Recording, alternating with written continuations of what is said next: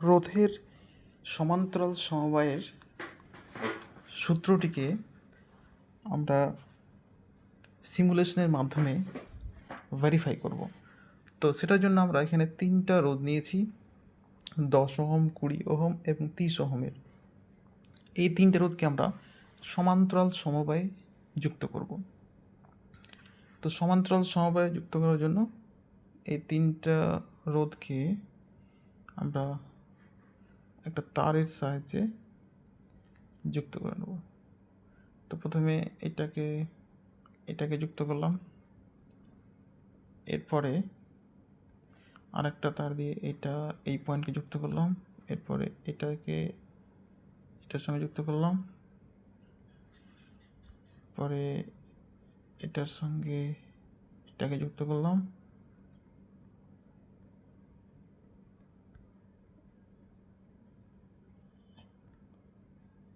এটা যুক্ত করলাম, আর আরেকটা এক্সট্রা এটার সঙ্গে যুক্ত করলাম। এবার এই যে 3টা রোধকে সমান্তরাল সমবায়ে যুক্ত করলাম, এদেরকে একটা ডিসি ভোল্টেজ এর সঙ্গে যুক্ত করব। তো এটাকে একটু ঘোরাতে হবে, ওই জন্য এখানে এটা রোটেশন ঘটালাম, ঘটিয়ে এটার সঙ্গে তারের মাধ্যমে রোধগুলোকে যুক্ত করতে হবে। তো আমরা প্রথমে এটা আর এটাকে কানেক্ট করলাম, এই তারটা যুক্ত করলাম, এরপরে এটার সঙ্গে এখানে, তারপরে এটা কানেক্ট করলাম। তো এটা হলো একটা সমান্তরাল সমবায় রোধের, যার সঙ্গে একটা ডিসি ভোল্টেজ বা ব্যাটারিকে যুক্ত করেছি। এবার এই V1টা দরকার নেই, তো এই জন্য এখান থেকে আমরা আনচেক করে নেবো এটাকে, তাহলে V1টা থাকবে না। আর ভোল্টেজটাকে করে নিতে হবে এই 1 ভোল্ট যেটা আছে, এটাকে করে নেব 60 ভোল্ট, 60 ভোল্ট। তো হয়ে গেল।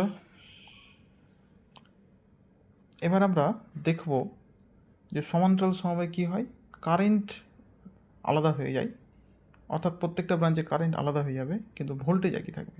সেটাকে আমরা এখানে সিমুলেশনের মাধ্যমে ভেরিফাই করব। তো প্রথমে আমরা এবার এটাকে রান করাই। তো এখানে কিছু এরর দেখাচ্ছে সিমুলেশন, কারণ আমরা এখানে আর্থিংটা নেওয়া হয়নি। তো আর্থিংটাকে আমরা এখানে কানেক্ট করে দিলাম। এবার ঠিক আছে, এবার রান করাবো। এবার সব কিছু ঠিকই আছে। এবার আমরা এখানে এর মধ্যে কারেন্ট দেখব। তো সেটার জন্য এটার উপর প্রথমে ক্লিক করতে হবে, এরপর আই বাটনে ক্লিক করতে হবে। তো আমরা এখান থেকে দেখতে পাচ্ছি যে 10 ওহমের মধ্যে দিয়ে 6 অ্যাম্পিয়ার কারেন্ট ফ্লো হচ্ছে। আর এখানে উপরে যে অসিলোস্কোপ আছে, সেখানে সে কারেন্টটা দেখতে পাচ্ছি, এবং এটা সবুজ কালারের। এবার এই 20 ওহমের মধ্যে কারেন্ট দেখব। তো এটার উপর প্রথমে ক্লিক করব, তারপরে আই বাটনটাতে যাব। সেখানে আমরা লাল রঙে কারেন্টটাকে দেখতে পাচ্ছি, এবং এটা হচ্ছে 3 অ্যাম্পিয়ার। এবং এখানে আমরা অসিলোস্কোপে আমরা লাল রঙে সেটা 3 অ্যাম্পিয়ার দেখতে পাচ্ছি।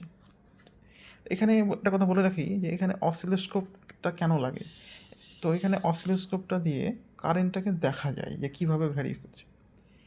যাই হোক, তো এবার আমরা দেখি যেটা রয়েছে 30 অ্যাম্পিয়ার বা 30 অ্যাম্পিয়ার, তার মধ্যে দিয়ে কারেন্ট কত। তো সেটার উপর প্রথমে ক্লিক করলাম, এরপরে আই বাটনে যাব, দিয়ে দেখতে পাচ্ছি এখানে 2 অ্যাম্পিয়ার কারেন্ট ফ্লো করছে, এবং এটা নীল কালারে, এবং সেটা আমরা অসিলোস্কোপেও দেখতে পাচ্ছি। তাহলে 3টা রোধে 3 রকম কালার, এবং সেই কালারগুলোকে আমরা এই অসিলোস্কোপে দেখতে পাচ্ছি। এরপরে আমরা দেখব এই যে ব্যাটারিটা রয়েছে, এই ব্যাটারির মধ্য দিয়ে কত কারেন্ট ফ্লো করছে। তো সেটার জন্য আবার আই বাটনে যাব, এবং এটাকে আমরা বেগুনি কালার দেখতে পাচ্ছি, এবং সেটা এখানে যে অসিলোস্কোপ, সেই অসিলোস্কোপের মধ্যেও দেখতে পাচ্ছি। যাই হোক, তাহলে আমরা মোটামুটি যদি পুরো পিকচারটা দেখি, তো ব্যাটারির মধ্যে দিয়ে যাচ্ছে 11 অ্যাম্পিয়ার কারেন্ট, যে কারেন্টটা 3টা পার্টে ভাগ হচ্ছে, 2, 3 আর 6। তো আমাদের যে টেক্সট বুকগুলো আছে, যেখানে বলা থাকে যে সমান্তরাল সমবায়ে কারেন্ট ডিভাইড হয়, তো এখানে হয়েছে কি না সেটা আমরা এখন দেখব, যে থিওরির সঙ্গে সিমুলেশন ম্যাচ করছে কিনা। তো এটার জন্য আমরা ব্যাটারির কারেন্টটা দেখে নিই। তো সমান্তরাল সমবায় এরকম হবে, আই যেটা আছে, আই মানে হচ্ছে ব্যাটারি কারেন্ট, সেটা এখানকার তিনটা কারেন্ট, অর্থাৎ বলতে পারি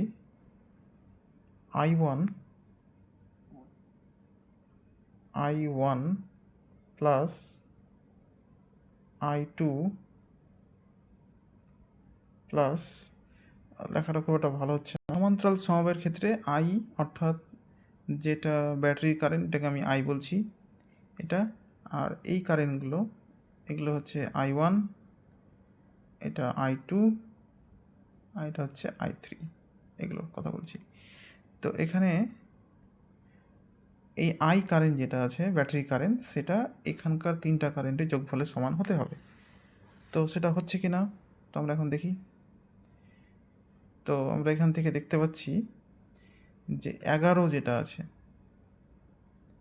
তো আমরা সমান্তরাল সমবায় সূত্রটা ভেরিফাই করি। তো আই মানে ব্যাটারি কারেন্ট, যেটা একটু আগে বললাম। তাহলে এখানে কত আছে, আমাদের এই সিমুলেশন 11 দেখাচ্ছে, তো লিখলাম ইকুয়াল টু এই তিনটা রোধের মধ্যে দিয়ে কারেন্টের যোগফল 11 হতে হবে। দেখছি সেটা হচ্ছে কি না। তো প্রথমে 2 রয়েছে, 30 ওহমের মধ্যে দিয়ে 2, তো এটা 2 অ্যাম্পিয়ার প্লাস I2 অর্থাৎ রয়েছে 20 মধ্যে দিয়ে 2, আর সরি 3 রয়েছে, 20 মধ্যে দিয়ে রয়েছে 3, তারপরে রয়েছে 6। তো দেখতে পাচ্ছি 2, 3, 6, 11, অর্থাৎ ব্যাটারির মধ্যে কারেন্ট আর প্রতিটা রোধের মধ্যে কারেন্টের যোগফলটা সেম হচ্ছে। তো ফলে সমান্তরাল সমভাবে কারেন্ট ডিভাইড হচ্ছে। এবার আমরা দেখি ভোল্টেজ একই থাকছে কিনা। তো সেটা বের করার জন্য কী করতে হবে, তো দেখতে হবে এই রোধের দুই প্রান্তে ভোল্টেজ কত। তো 6 আর 10 60। আবার এখানে একটু মিস্টেক হলো, মানে তো এই উপরে যে রোধটা তার দুই প্রান্তে ভোল্টেজ কত, তো 6 আর 10 মিলে 60 এখানে। আবার নিচের যেটা রোধ সেখানে কত হচ্ছে ভোল্টেজ, তো 3 আর 20 আবার 60। আবার নিচের যে রোধটা সেখানে কত হচ্ছে, 2 আর 30, এটাও 60।